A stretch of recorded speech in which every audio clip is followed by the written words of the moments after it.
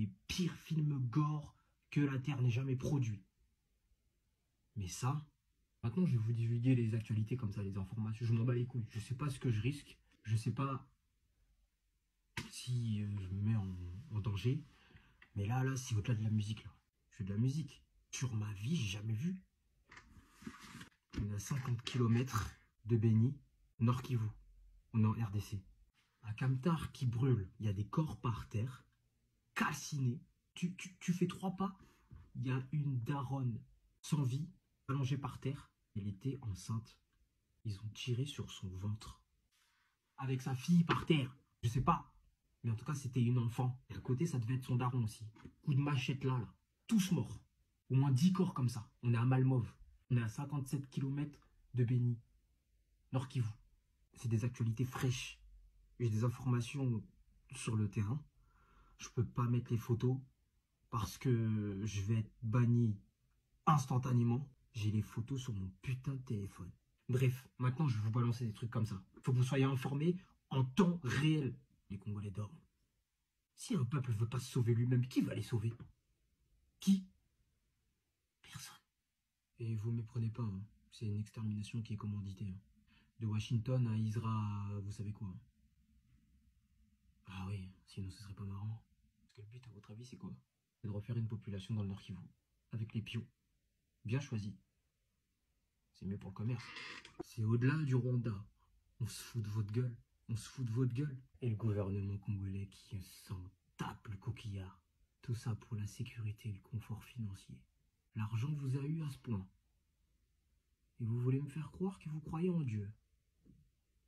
Congolaises là, les Congolais là, vous m'entendez là? Ça fait froid dans le dos. Vous êtes à l'église, vous snappez à l'église, vous dansez, vous chantez, vous allez à des concerts de Fally.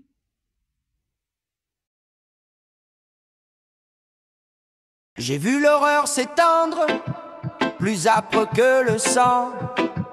Les flammes qui se nourrissent des corps des enfants. Les cendres qui s'accrochent aux paupières des vivants. Le cri d'une mère enceinte, fauchée par le néant. Le camion brûle, la route devient bûcher. La chair calcinée se confond au bitumé.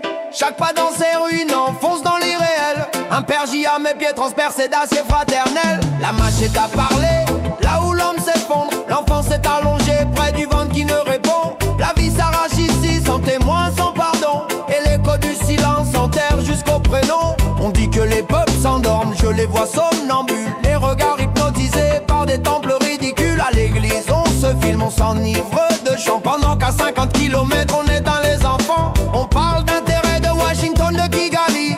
D'ombre qui déplace des pions par pure stratégie. Des terres qu'on recompose, population effacée. La finance en héritage, l'humanité piétinée. Mais si c'est vrai, si ce n'est pas délire, alors ce ne sont pas seulement les tueurs qu'il faut maudire. C'est l'ordre des puissants qui prospère sur l'abîme. L'élève qui prêche, Dieu met trempe dans le crime.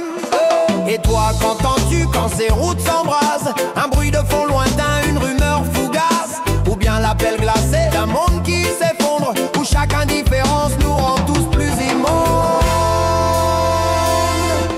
Je n'ai pas de refrain, pas d'issue, pas d'échappée. Juste ce témoignage qu'on voudrait effacer. Cette phrase suspendue comme une lame dans le vent. Si personne ne se lève, qui sauvera les vivants?